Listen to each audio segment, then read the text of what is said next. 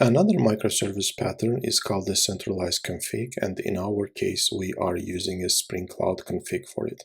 So what's that mean? Let's take a look at the configuration when a traditional way, right? When we have a service, let's say that we have three services, A, B, C, and for each of them, we are configuring them separately in their application YAML file. But what's the problem with this approach? The problem is that each service stores its own configuration, and updating a property, for example, DB URL, message, feature flag, requires redeploying every service. And there is no centralized, let's say that in real projects you have more than 10 services, right? It will require you to go and see that every services. So instead of having the centralized place to go and see that for every microservice to see their configuration. So there is no centralized visibility, and it's hard to roll back or audit the changes. So what's the solution? So solution is that to use a centralized place, usually use Git repository, and in the or other version control system where in centralized place we are storing our configuration. And what we do is each microservice pull its own config from the during the startup.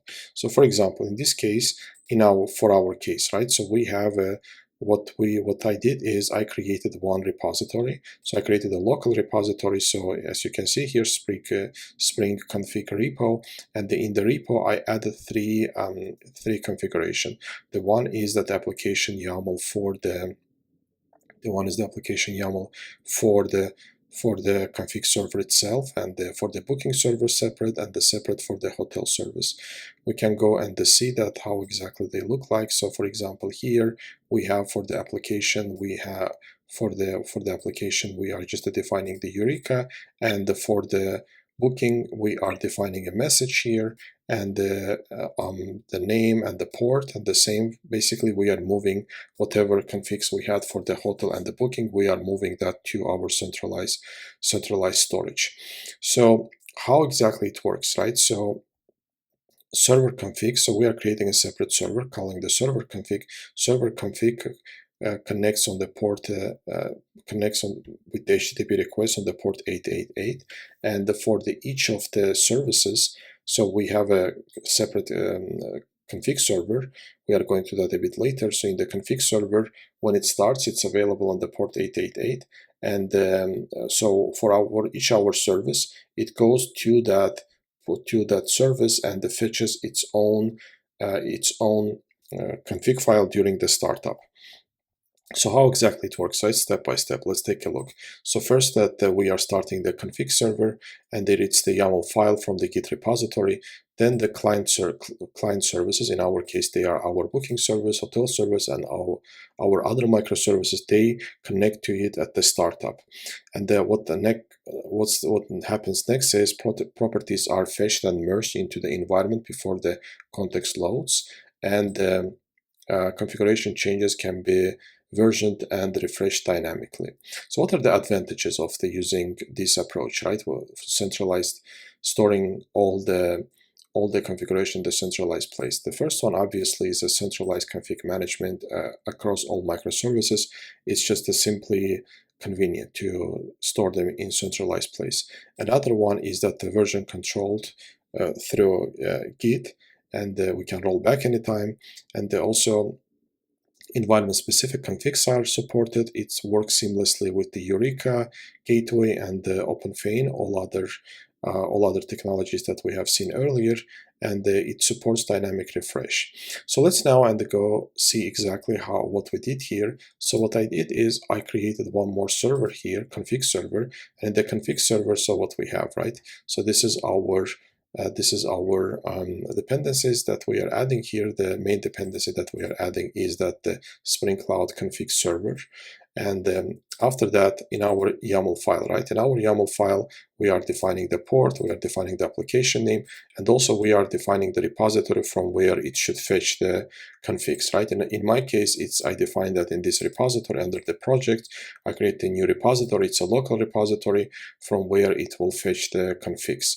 And our actual config, our actual server is, so here what we do, right? It's just another Spring Boot application. The only thing that we do here is we are adding that the enable config server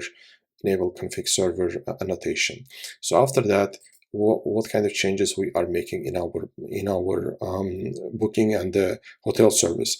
Again, we are adding the dependency here to the, so we are adding the dependency to the cloud starter. So for both for hotel service and for hotel service and for our booking service. And the next, also we need to add the two files for the booking service. Besides the application.yaml, we actually can remove this application.yaml. We are adding the bootstrap.yaml. It will load before the application.yaml. That's the whole purpose of it. So here we are defining the name, and we are defining that where we should fetch the configs, right? The same we are doing for the hotel service. We are defining where should we fetch the configs. And so the next one is what we do. So for the hotel controller, so in our actual centralized configs, right? So what we did is we created one property here, message, for both, for the hotel service and the booking service. And in order to make sure that our configuration is indeed fetching the values from the centralized place, so what I did is in the hotel controller, I added here the message.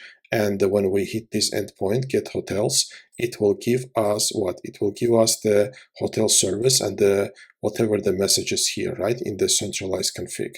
Messages hello from the service via config server, and the same for the booking, hello from the booking service via config server. So that's it. That's all what we need to do. I already started for our services, which is that I started our config service, our config server, our discovery server, our hotel, and our booking service. So I started all these services, and now let's go and see that they work exactly as they should. So so you can see here in our Eureka, we still have our services. And let's go, and first we can go and see that in our config server, right? So we can go and fetch the booking service. So we can fetch the what kind of properties we have for it. We can review that. We have this UI. And most importantly, let's go to our booking hotels endpoint. And as you can see here, booking hotel endpoint return us what? It returns us what it should return, which is that the booking service and whatever the message is right here. And the message in this case we are fetching from the centralized config.